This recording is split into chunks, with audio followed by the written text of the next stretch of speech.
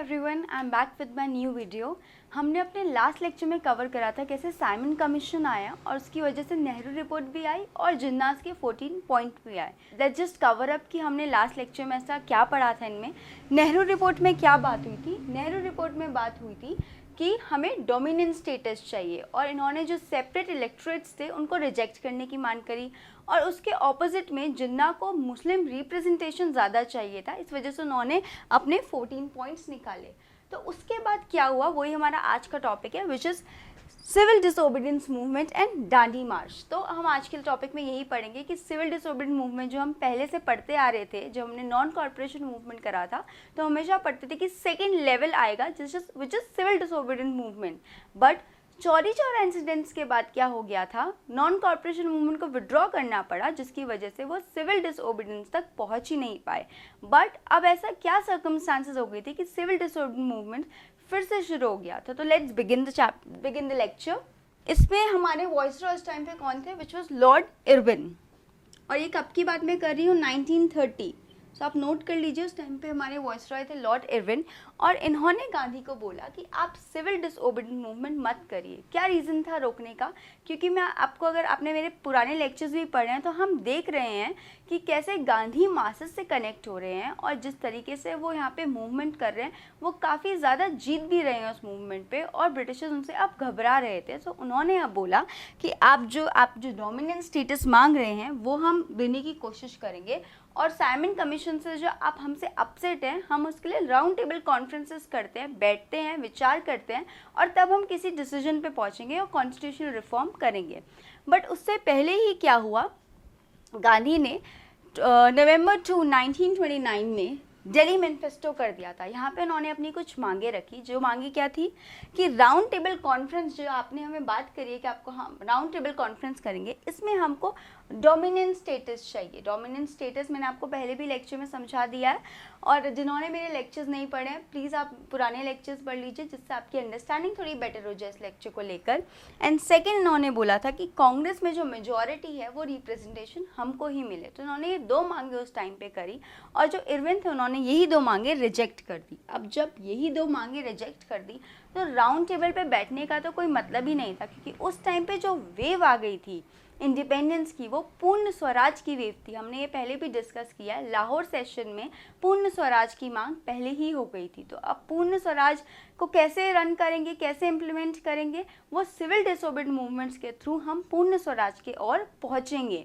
तो ये उनका एजेंडा था, ये उस टाइम पे उनका प्लान था और उन्होंने 12 मार्च 1930 में अपना सिविल डिसोबीडियंस मूवमेंट शुरू करा था।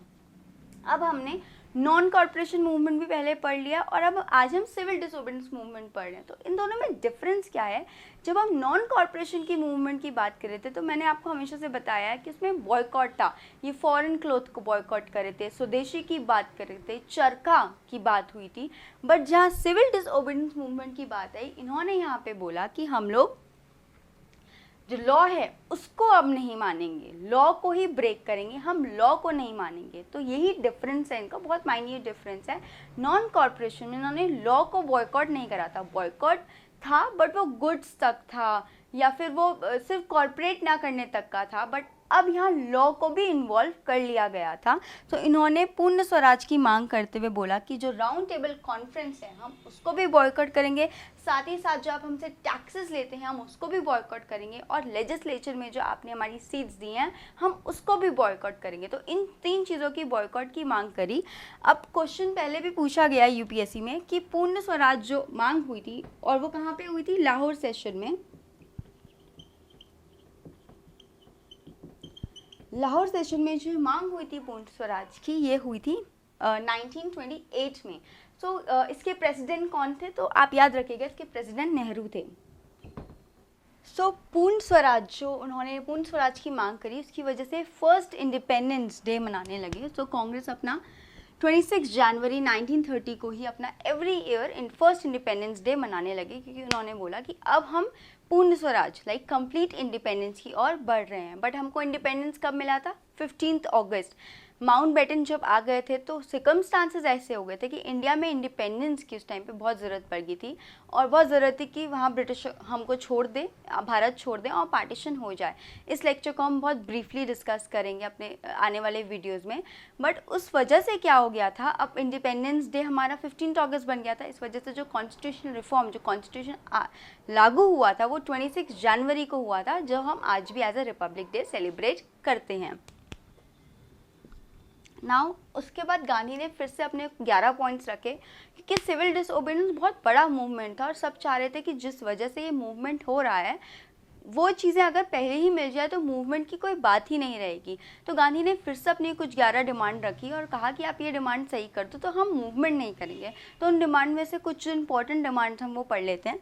सबसे पहली डिमांड रखी कि जो आर्मी एक्सपेंडिचर है उसको 50% कम कर दीजिए। आर्मी एक्सपेंडिचर की यहाँ बात करी गई क्योंकि आर्मी किसकी थी, ब्रिटिश की थी, और उन्होंने बोला कि ब्रिटिश जो अपनी आर्मी में पैसा लगा रही है वो हमारे लिए तो नहीं लगा रही है, वो अपने लिए लगा रही है। और वो पैसा इंग्लैंड भी जाता था और वही पैसा यहाँ पे भी जो उनके प्रोटेक्ट होते थे, ब्रिटिश के जो जितने भी घर थे या फिर जितनी भी रेजिमेंट्स थी वो जो प्रोटेक्ट होती थी तो वो ब्रिटिश आर्मी ही प्रोटेक्ट करती थी। तो उन्हीं को पैसा जा रहा था, उन्हीं के लिए जा रहा था। तो उन्होंने बोला कि आप ये जो एक्सपेंडिचर, हमारा पैसा जो आप अपनी आर्मी को दे रहे हैं ये कम कर दीजिए। इसकी मांग करी गई। दूसरी क्या मांग करी गई, आर्म्स एक्ट को थोड़ा चेंज करिए। Now release political prisoners. अब रिलीज पॉलिटिकल प्रिजनर्स, मैंने आप लेक्चर में देख रहे हैं कि कोई ना कोई मूवमेंट हो रहा है, उसमें क्या हो रहा है, गवर्नमेंट का क्या एक्शन है, वो जेल में डाल देती है। जेल में डाल देती है तो पॉलिटिकल वैक्यूम क्रिएट हो जाता है। तो अब जिन लोगों को आपने अब तक जेल में डाला है उनको भी छोड़ दीजिए। साथ ही साथ उन्होंने कुछ पीजेंट्स के लिए भी मांग करी, फार्मर्स जिनको हम बोलते हैं उनके लिए भी मांग करी। जो टेक्सटाइल प्रोटेक्शन की मांग करी, जो उस टाइम पे ट्रेड हो रहा था, यहाँ से जो गुड्स जा रहा था, जो आ रहा था, वो उसमें कुछ टैक्स नहीं लग रहा था। अभी हम जब गुड्स लाते हैं बाहर से, इम्पोर्ट एक्सपोर्ट टैक्स लगते हैं ना, हम कमाते हैं, बाहर की कंट्री भी कमाती है उन गुड्स से। उस टाइम पे बिल्कुल फ्री पॉलिसी थी तो इंडिया को कुछ मिल ही नहीं रहा था। वो बहुत आसानी से हमारा रॉ मटेरियल बाहर चुरा के अपना सामान बना के हमको बहुत आसानी से बेच भी देते थे बना के। तो उस प्रोटेक्शन की बात करी गई। फिर अबोलिशन ऑफ सॉल्ट टैक्स, ये सबसे बड़ा उस टाइम का मुद्दा था, क्योंकि अगर हम सिविल डिसओबीडियंस की बात करते हैं तो सॉल्ट बिल्कुल एक बुनियादी कारण था जिसकी वजह से सिविल डिसओबीडियंस मूवमेंट को इतना बड़ा वो मूवमेंट बना। अब सॉल्ट जो मामूली नमक था, वो जो बहुत ही एक नेचुरल रिसोर्स है, उसमें भी इन्होंने टैक्स लगाना शुरू कर दिया था, जिसकी वजह से बहुत प्रॉब्लम हो रही थी कॉमन इंसान को। अब हम जो नमक खाते हैं उसमें भी आप टैक्स लगा देंगे तो वो तो हमारा खाना है और बहुत नेचुरल चीज़ है, आप बना तो नहीं रहे हैं, आप इतनी नेचुरल चीज़ों में आप टैक्स लगाएंगे तो लोगों को वो बहुत प्रॉब्लम दे रहा था। उन्होंने बोला ये सॉल्ट टैक्स हटा दीजिए। बट जब कुछ ऐसी डिमांड्स भी पूरी नहीं करी गई तो सिविल डिसओबीडियंस मूवमेंट तो चलना ही था। तो ये कब लॉन्च हुआ, फरवरी 1930 में ये लॉन्च हो गया था। तो सिविल डिसओबीडियंस मूवमेंट की बात नॉन कॉर्पोरेशन के टाइम से कर रहे हैं। आप देख रहे हैं हर लेक्चर में हम इस बात में आ ही रहे हैं कि सिविल डिसओबीडियंस मूवमेंट होगा, बट हो क्यों नहीं रहा था, क्योंकि कहीं ना कहीं गवर्नमेंट भी चाह रही थी कि चीज़ें सही हो जाए और दूसरी तरफ से भी कांग्रेस की तरफ से भी चीज़ें हो रही थी कि जो हम कॉन्स्टिट्यूशनल रिफॉर्म जिस तरीके का मांग रहे हैं उनको एक्सेप्ट कर लीजिए। बट जब एक्सेप्टेंस उस तरीके की नहीं मिली तो उन्होंने फिर उस चीज़ को लागू करने की बात करी। अब इसकी शुरुआत कैसे हुई, डांडी मार्च से, जो बहुत इम्पॉर्टेंट है। डांडी मार्च ये 12 मार्च को हुआ था 1930। यहाँ पे सॉल्ट की इन्होंने मार्च करी। ये गए थे अपने बारदोली तक, ये लोग गए थे, पूरे मासेस को लेके गांधी जी गए थे। उन्होंने सी के पास सॉल्ट को उठाया और सॉल्ट लॉ ब्रेक किया। अब उठा के ब्रेक कैसे होएगा लॉ, अगर मैं आपकी किसी चीज़ पे बोल दूँ ये मेरा पेन है, इस पे पैसा है और आप इसको तभी लेंगे जब आप मुझे वो पैसा देंगे, बट अगर आपने वो पैसा मुझे नहीं दिया और आपने वो चीज़ ही उठा दी और ले ली तो आप वो लॉ ब्रेक कर रहे हैं ना, क्योंकि मैंने तो उस पर पैसा लगाया, आप वहाँ पे चोरी कर रहे हैं, आप वहाँ पे मेरा लॉ वो चीज़ ब्रेक कर रहे हैं, मेरा रूल ब्रेक कर रहे हैं। तो वैसा ही उस टाइम पे किया इन्होंने। सॉल्ट डिसओबीडियंस, सॉल्ट सत्याग्रह जिसके नाम एक और नाम से जाना जाता है, इन्होंने सॉल्ट उठाया और वो लॉ ब्रेक किया। जैसे मैंने आपको भी क्या बताया कि सिविल डिसओबीडियंस मूवमेंट में लॉ ब्रेक की बात करी, यहाँ पे लॉ में भी बॉयकॉट की बात करी और ये ऐसे ही इसकी शुरुआत हुई। सी राजगोपालाचार्य, के कलापन, इन लोगों ने भी इसका बहुत साथ दिया और इसके साथ साथ काफ़ी लीडर्स ने भी इस प्रोटेस्ट का बहुत अच्छे से साथ दिया।